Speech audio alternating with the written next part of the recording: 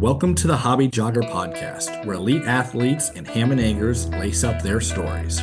We explore the common ground that running creates, from the world-class runner to the hobbyist hitting the pavement, trail, or treadmill. Expect a blend of inspiration, laughter, and the shared joy that makes every step count. Join us on this journey where every run is a story worth sharing.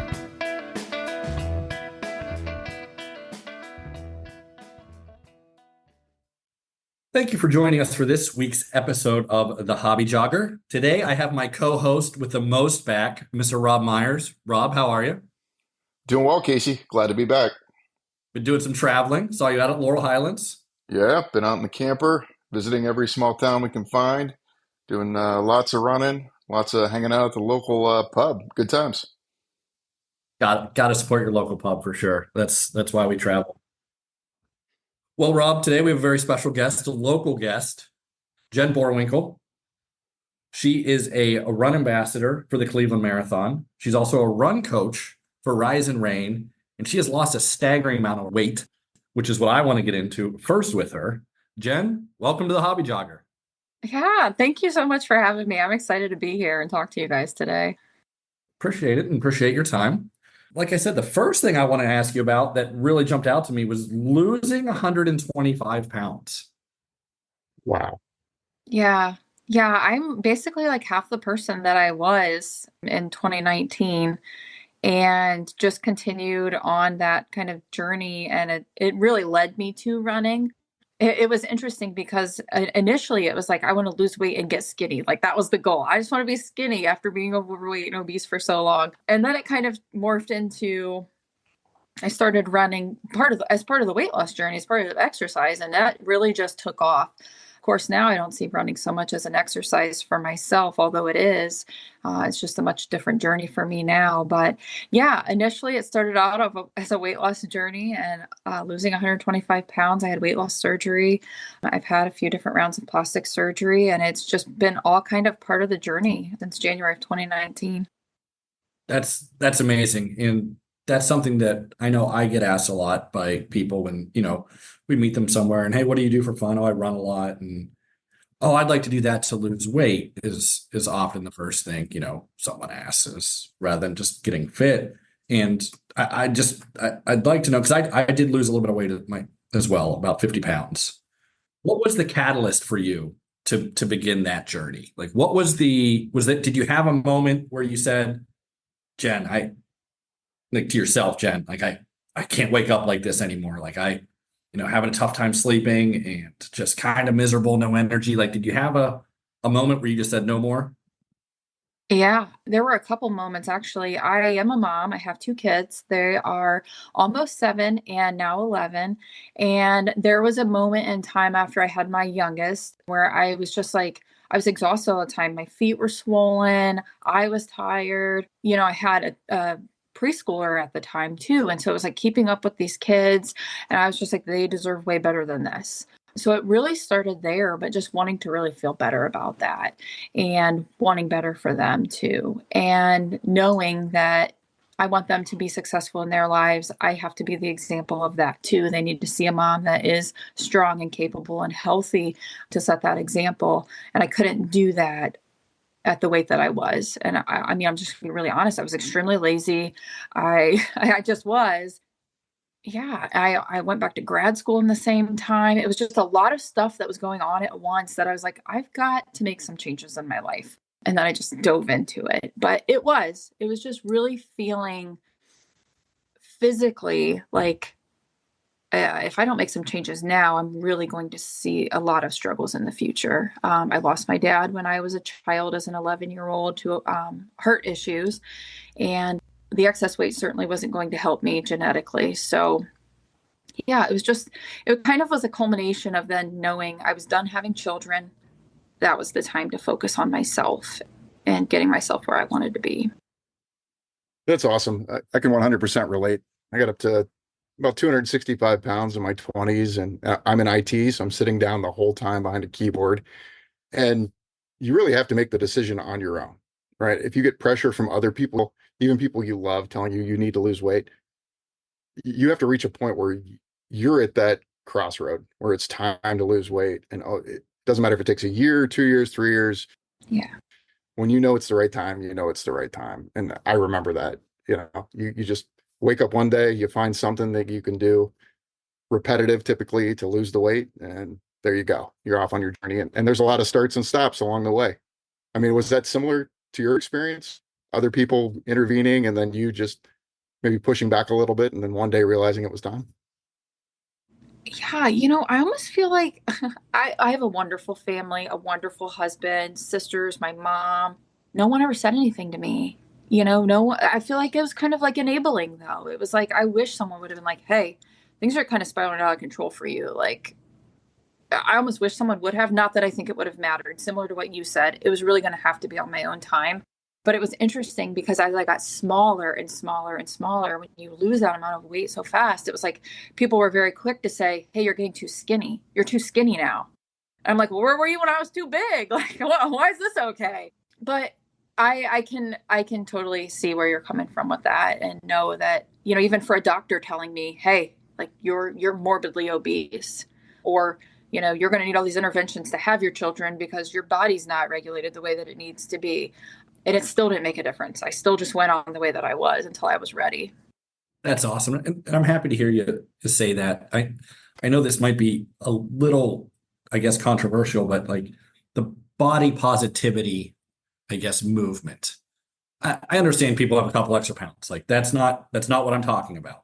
I'm talking about when it's a serious health risk to an individual where, like you said, you enable them to keep going down that path. And I disagree with that. I don't think you need to point out like, hey, you put on 5 pounds, what the hell are you doing? But if it's going to be a health issue for a person, I think you're doing them a disservice by not pointing that out to them. And I'm very glad to hear you say that. That's a hot topic and it's a touchy topic for a lot of people. And I do feel like body positivity is really important, but overall health and wellness has to be the priority. Quite frankly, I was not a very healthy person at the weight that I was. And so, you take that kind of for what it's worth. I know everyone has an opinion on it, but I completely agree. You kind of touched on another question I had for you. You decided to have, and I imagine this is over a course of years that you've lost this weight, because it took me like 3 years to lose 50 pounds. So Yeah. I imagine yours was a bit longer. You said you did have the surgery. Was the Ozempic route a route at the time? I'm unfamiliar with the timeline of it. So No. I had weight loss surgery in January of 2019. And so the first year, I mean, in the first year, I lost over 100, not over 100, but very close to 100 pounds in 1 year. It was very fast. It was very overwhelming. And then over the next like 6 months after that, so around the first 18 months, I started seeing things level out. And I was running in that time too. I had started running. I was running 5Ks. I was training for a half marathon, really just kind of diving into it. COVID hit. And so races were canceled. My first official half marathon was actually supposed to be the Columbus Marathon in 2020. So it's really been over a course of time. And then I fluctuate sometimes too. When I'm training for a hard race, I'm going up. And then my race is over and I'm going back down. And I think that's a common misconception too, which I would have never known, is I always gain when I'm in a hard training cycle and then I lose when the race is over. So yeah, I'll fluctuate. I like to give myself a range. Don't obsess over the scale. And thankfully I'm at a point in my life where I have a really healthy relationship with the scale. I could weigh myself every day and be okay with that, as long as I try to stay within the same 10-pound range and just be happy there, so I can eat the cake at night if I want to eat it, and I can move on with my day and just live the way that I want to be able to. that's awesome. I'm so happy to hear that. And I'm happy that, running helped bring you to that point. And Yeah. it's got to be and I know it was for me, a daunting task. So, I signed up for this marathon. Like now I got to run 26.2 miles. Rob's been there, right, Rob? Oh yeah, many times. So what made you take that leap? Because you said you ran some 5Ks. You've now transformed your body. Were you just like, you know what? Let's just send it and see what happens. When I finished that, so I ran the half marathon that year. I ran the Flying Pig half marathon virtually. in October that year. There was just something about being able to accomplish the goal. And I think just being very goal oriented and knowing there's very little that anyone can do to make sure that you're going to finish a race other than yourself. No one can do it for me. No one can put the work in to train for it for me. And when I finish it, it's just me. I'm the one that did it. I did it for myself. I finished it. I crossed the line. There's not one person. There's plenty of people, and you guys know there's plenty of people along the way that help you, but no one can cross it for you. And so there's something very gratifying to that in hitting the goal to me that just keeps making me want to do it and then do more, because it's kind of like you start checking these boxes, like, oh, I did a 5K and now I want to do a 10K and now I'll do the half. Well, now I do the full and now I've done 7 fulls and now I'm like, well, what's next? Okay, I did 2 fulls back to back. Let's do the 50K. So that kind of like, that's really how I ended up just moving forward. It was like, what else can I do now at this point to really help facilitate me moving forward? Even if I continue to run road marathons, the benefit I've already seen of running trails for a road marathon is honestly remarkable, and I wouldn't have known it had I done it myself. So yeah, that's kind of been the evolution of it as far as getting to the point of saying I want to run the marathon. It was really just, I've done this part, let's see if I can go further and do more. Rob's very excited to hear that you went from the road running community. Now you're joining us over on the trail side. We are biased. Yeah, 100%. I mean, most of what we do is trail. At the end of the day, road is fun. It's great to go fast. You got to mix it in there, kind of sprinkle it in. But when you're on the trail, it's not just setting a pace and counting down the miles, right? You're really getting to see a new place. Yeah. Kind of drinking the scenery. It feels like an adventure. Like every time you go out and you start on the trail, it just feels like you're on a new adventure. I run my roads all the time and it's just a run. It's continuously training or running, but you step on a trail and you really are like on an adventure somewhere. Kind of just jumping through these trails, jumping over things. On the trail, I feel like I'm in a video game. The more technical it is, the more fun it is. I just hope you're ready, because you're going from the Cleveland Orchestra. Now you're going to be at a Fish concert, Jen. It's a whole different vibe. It's a whole different group of people. It's going to be my first trail race. I have not been to one, so it really is going to be brand new for me. I'm excited though. I'm ready for it. And you picked a great race to do. I've run the Buckeye 50K. Rob, you've run the trails there. Oh yeah. I've run the trails. Yeah. I haven't run the race yet. Great trails, and the people that put it on, Western Reserve Racing, put on a great event. So, I mean, they are top notch in everything they do. They put on a great series of races, and Rob and I go, well, I guess he didn't go the last couple of years, but down in Salt Fork, Rob. Is that the Bigfoot one? I looked at the Bigfoot one. Yeah, when I was looking for a 50K, I looked at that one too. But timing wise, this one lined up well for me.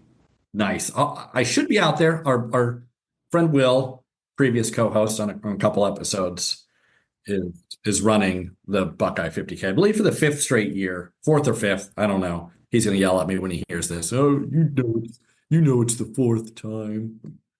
But yeah, I'm excited for you. I'll see you out there. I'll be rooting for you. I don't think you need the trekking poles. You should be. If you did Mohican, it's similar. I'm gonna count on that and hope it's not muddy or anything, and we'll see. It's very muddy. Prepare for the mud. I can deal with mud. I've eaten so many bugs on these trails and like pulling spider webs like constantly off my face. So the day I was down there doing the 14-mile run was their 100-mile race at Mohican. I had no idea what was going on. So I'm on the trail and I'm like, I got out there early before they would have gotten to the point that I was. And so by the time I was on my way back, they were all coming through. And I'm like, I already cleared all the spider webs out for you guys. You're great now.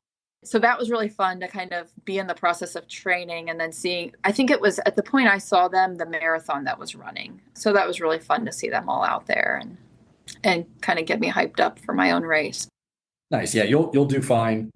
I mean, I'm looking at your run here. That's a tough section you ran up Mohican too. This last one? Oh, it's all over the place. I was up to the fire tower, back to the dam. The one time I took I went from the covered bridge up to the lodge. Now, if you have not been up on top of that hill up there and then back down on the horse trail, that's tough back there. Yeah, it's not easy running back there. Friend of the show, Jeremy Pope, runs down there often from Worcester, Ohio. So yeah, he's down there quite a bit and he likes it. And if he's training down there, I know it's tough. So yeah, good on you for getting out there and sending it through the trails. And one question I had for you. I see that on your profile, first form. What is first form?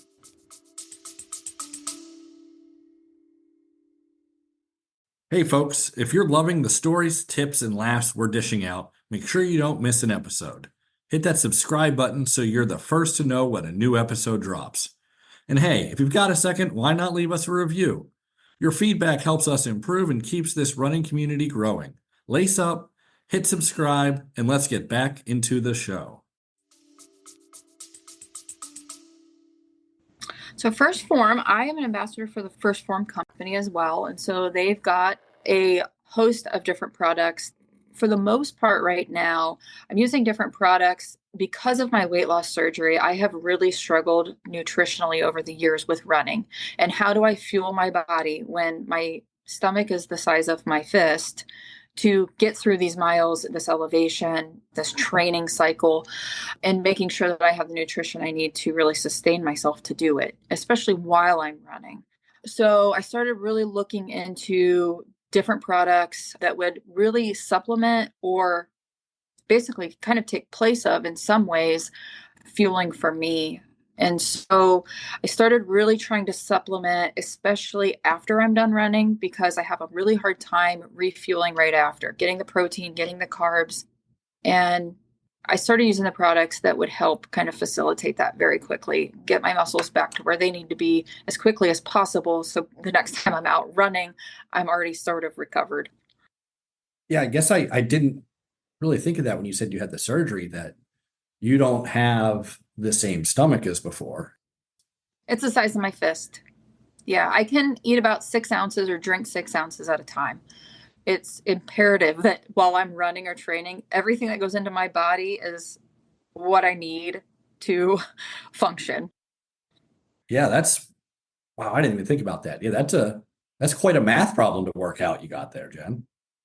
It is. It was a lot of trial and error that could have been very painful at times. And there were times, I mean, I would finish runs and I would just be completely depleted, trying to figure out the best way to kind of combat that and make up for that. And so a lot of times while I'm training for some of these hard races and I get to like peak week and I get to these times where I have these really long runs, I'm eating almost every hour, at least something, or every other hour, just to make up for it in the day. Whereas someone might eat 3 times and 3 snacks or something, I'm eating all day long.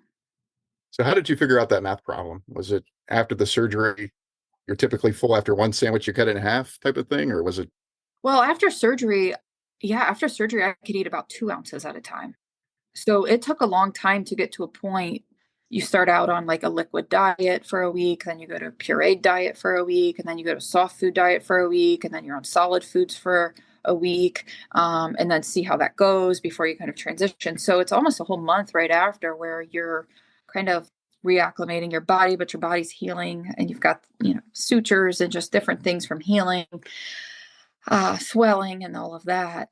And so over time, I mean, you do learn, but it is some trial and error as far as things you can eat and you can't eat. I still cannot eat rice. So where you'll see some of the trail runners where they're just out eating bags of rice, I can't eat rice at all. And I can't eat any ice cream. There's just certain things that I still to this day cannot eat. My stomach will not tolerate. If I eat too much, I get sick. So even with water and electrolytes while out, gels, just trying all the different gels and making sure that what I'm using while I'm training is going to work for me while I'm running a race.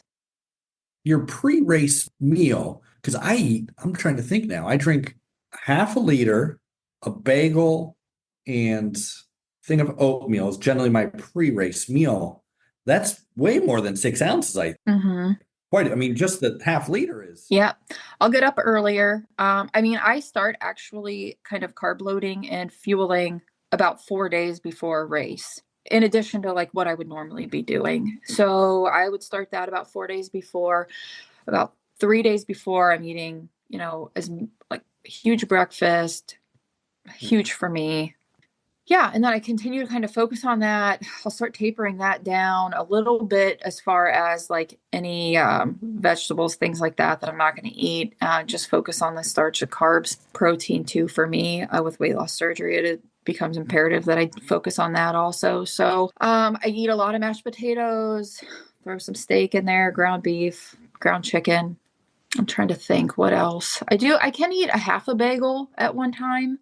I do eat a lot of peanut butter and jellies, so I make that usually and eat that before so Mohican's almost an hour from my house still, even though I live in Ashland County.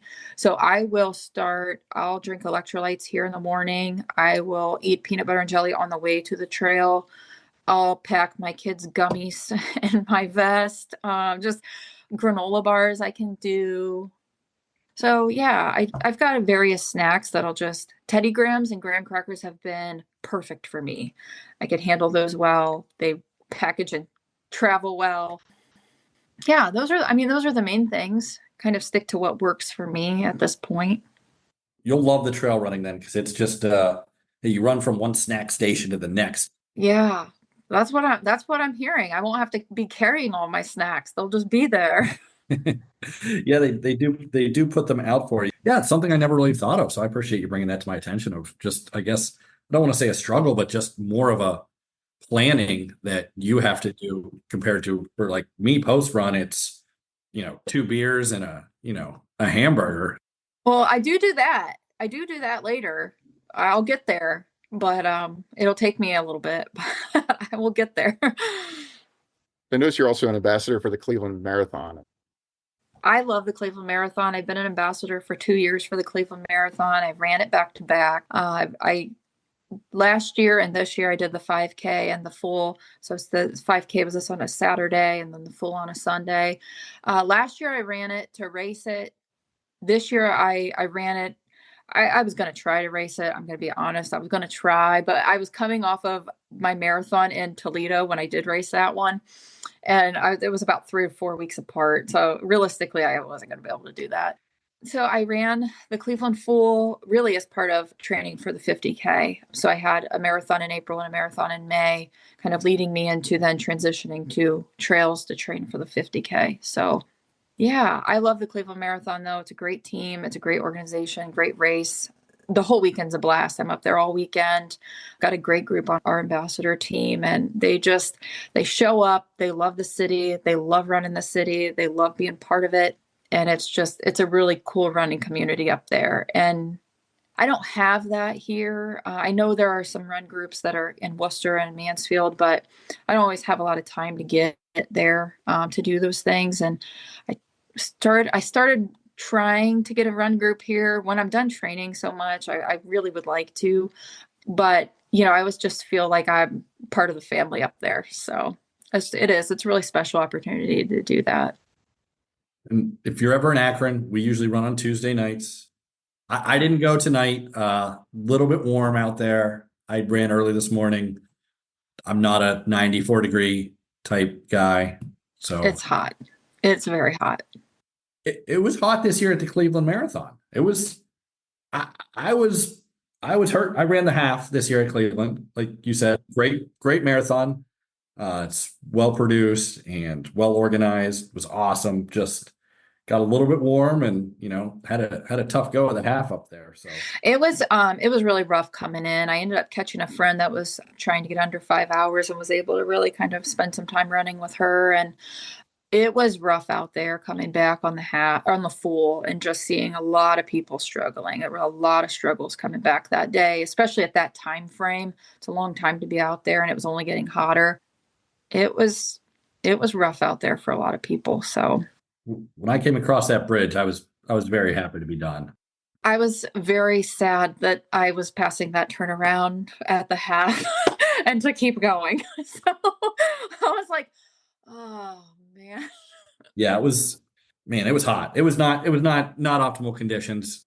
I got stung pretty good the first few miles, and I threw in the towel and was like, yeah, it's not happening today. Let's just That's exactly what I did. And it turned into let's just do this and kind of have some fun and celebrate afterwards. And I love the Cleveland Marathon. So for me, it really is just fun to hang out afterwards and be there with friends and celebrate that. But it was tough. I agree. Yeah, I still haven't had a chance to run it. I need to sign up. I keep hearing these guys talk about it. So many friends that have already run it, but I have yet to sign up for it. Maybe Yeah. next year. Yeah. Next year. There's always next year in Cleveland. Isn't that what they say? Yep. and you are a 7-time marathon finisher, correct? Yeah. Cleveland was my 7th one. Yeah. That's impressive. That's 6 more marathons than I've run. So that's good. I've finished one, and yeah, there's a lot that can go wrong in 26.2 miles. Like in the road world, a little bit different than the trail world, right, Rob? We just keep running different races, so we never have to beat our previous time on that court. Yeah, yeah. I mean, that's the beauty of trail running is really you forget about PRs. It's just finishing. At least for us, right? We're not at the front of the pack. We're middle in the back. It's just about finishing and I'm just enjoying the run. And I've definitely had a little bit of a hard time, I will say, that transition with like watching my watch, knowing the time, and trying to just not care about the time. What I ended up doing was really segmenting out my watch as far as like timers, walk run intervals. I'm just going to do it that way. Yeah. So it was a weird transition for me to go from that, but it's been really fun to not focus on a pace and just train and enjoy it. Do you still utilize? I know you're doing some coaching, and we'll get into that here with Rise and Rain. Yeah, my coach is Jillian, who is the founder of Rise and Rain, and she's been my coach all along. Because that's one thing I've gone back and forth on. Of my training is I just go outside and run every day for an hour. Is pretty much it. And then there's some long runs here and there. One thing that worries me is that then I'll start taking it too serious, and I don't want to take it too serious. I think because then, like you said, you lose. Like I'm worried, and maybe you can put my mind at ease with this, Jen. That I'm worried that I would then lose the joy of just going outside every day for an hour. Where now it's like, God, Jillian wants me to run, 4x3 intervals today. And, my dog kept me up all night and I just don't feel like doing it. You know what I mean, Jen? I don't want to get into that. So what do you think? I think for me, it's the accountability piece, but I also think too, there's so much flexibility with training and I think we get wrapped up in the thought of like if I miss this run, my whole training cycle is tanked, like it's ruined. And it really isn't like that. You build the base up and you have the base and it's a solid foundation that you can continue to work with and build upon really, whether that's speed work in there or hill repeats in there or you throw in trail racing in there. And once you've got the base built and you're able to kind of move forward with that, but there are days where I definitely move things around, especially with the heat right now. And you're like, there's no way I'm running in the middle of the day because I'm a lunchtime runner. So for me, it's like, it's pretty hot.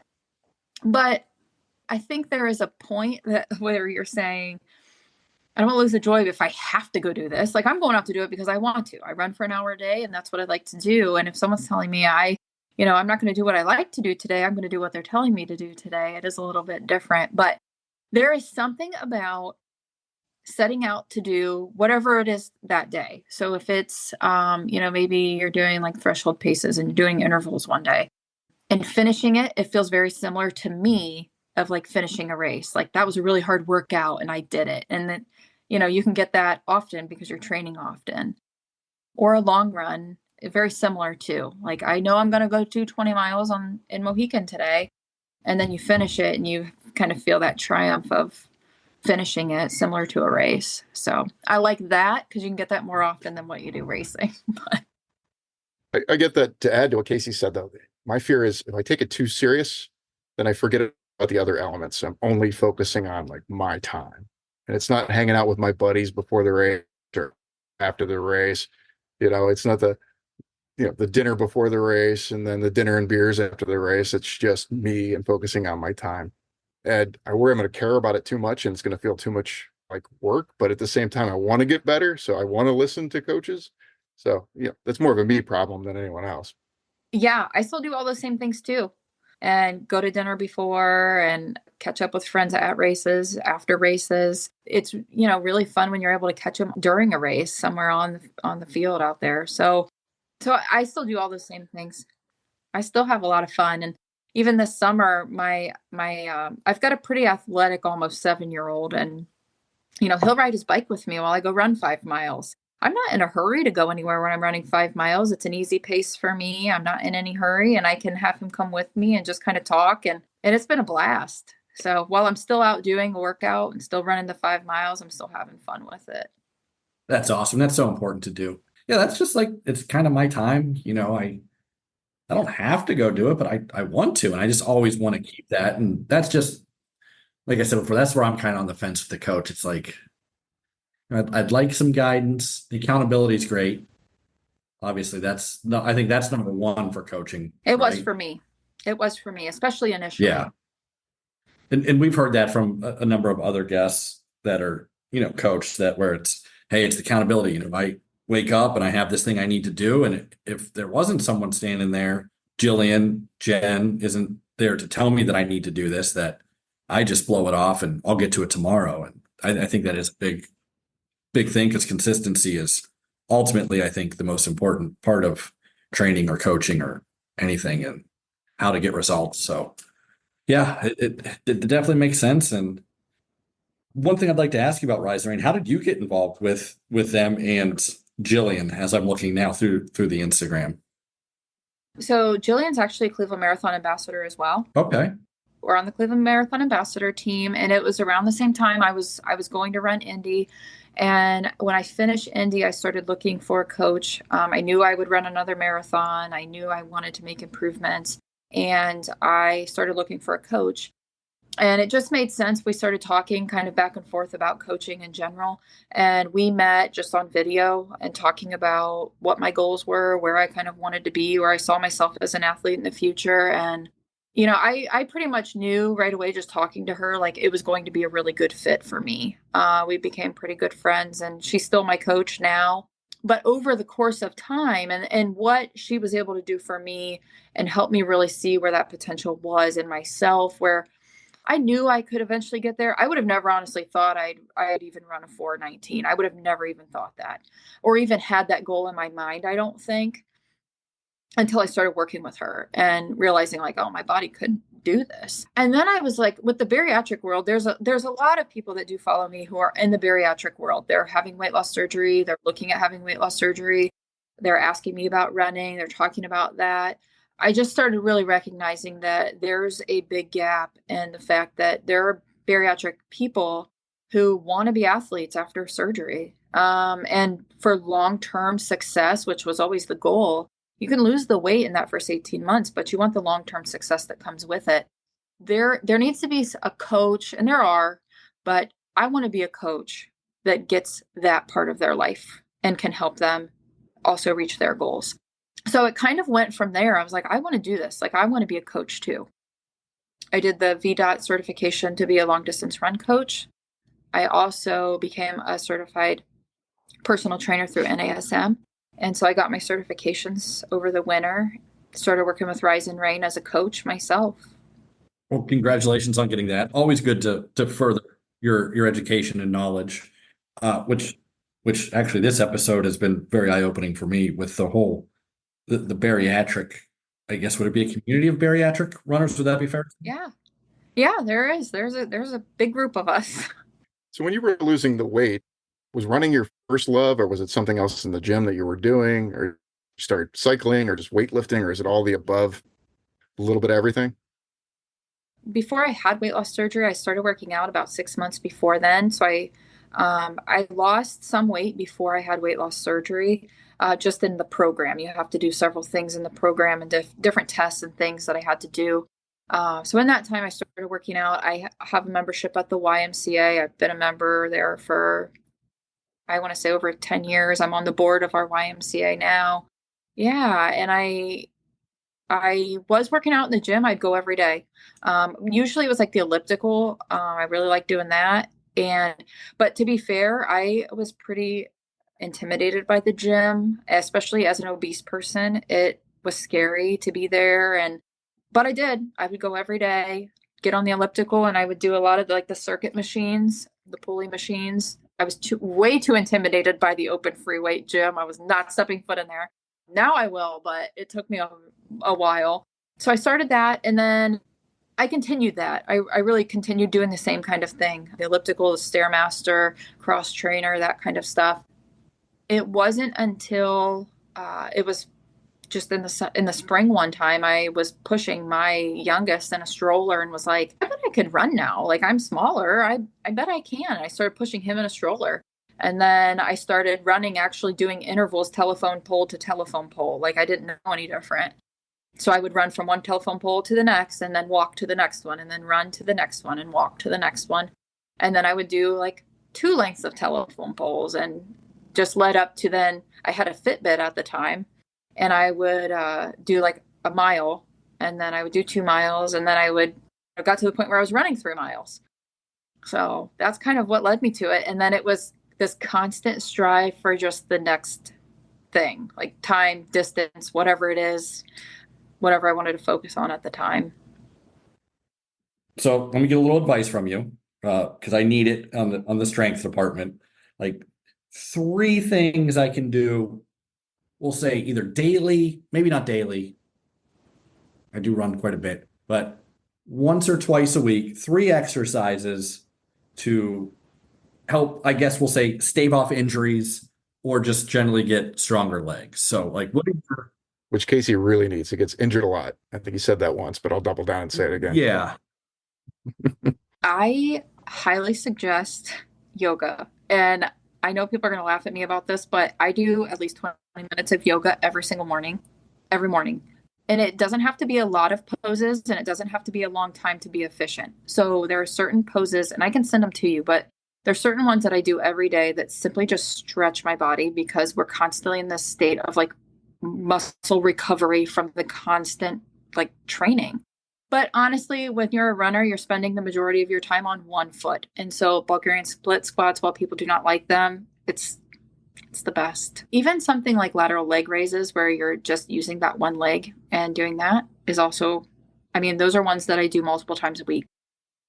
But the big thing really is going to be that I do also really love kettlebell swings and just that squat into the kettlebell swing. So, and those are things you can actually just do right at home, where you don't even have to go to a gym, and you could do them several times a week, like 3 sets of 12, and make a huge difference. The nice thing about strength training, and I think there's just this common misconception that you have to just be at a gym for an hour and you're throwing these heavy weights around constantly, and you're doing all these things, when really you can do 3 sets of 12 of 5 exercises and have great effectiveness from just doing those consistently, and building those muscles and having those muscles be strong, because we really are. We're constantly using those calf muscles and the backs of our legs, and they take a beating, especially on these trails. See, Rob, this is why I do the show, so I get this kind of advice. Well, I see you taking notes. Yeah. My opinion, the kettlebell, if I'm on an island and I have to pick one piece of workout equipment, It's the best. You could do so much. it's awesome. Have you tried hot yoga or like the goat yoga? I saw this Grey's Anatomy episode once about goat yoga and someone getting a parasite in their eye, and that's all I can ever think about. Every single time I think about goat yoga, it looks like a blast. I actually have goats, so I live in a rural area. I've got goats and chickens and bunnies, but I've never done yoga with the goats. And hot yoga, I think there's one studio in Worcester, but there's not one close to me. But I'd give it a shot. Well, goat yoga is now out for me because Jen saw Grey's Anatomy where a guy got a parasite. I know. Nope. I'm out. That's it for me on the goat yoga. But Jen, again, I appreciate you taking time out of your busy life with the 2 kids, Yeah. running, training people to come on with us. And real quick, where can we find you at on Instagram? Yeah, my main account is Jen Runs to Fit, number 2, and then Fit, and that's my main account. I do have on there linked my coaching account as well. It's in the bio of my regular one, so anyone can find me at either of those. Those are, other than Facebook, those are the only social media accounts I have. I don't have a TikTok or anything like that. So that's where it is. Once again, I appreciate it so much. I look forward to seeing you out at the Buckeye 50K. I believe Ohio's oldest ultra. Yes, it is. I was reading. Yep, it is. Yes. Perfect. Yes, it is Ohio's oldest ultra, like I said. I was very confident when I said that. So thanks again, Jen, and we look forward to seeing you out there. Thanks, John. Yeah, thank you guys. I can't wait. Thanks for tuning in to another episode of The Hobby Jogger. We hope you've enjoyed our conversation today. And if you liked what you heard, don't forget to subscribe and leave a review on your favorite podcast platform. Your support keeps us moving forward. Until next time, keep those feet moving and enjoy the miles.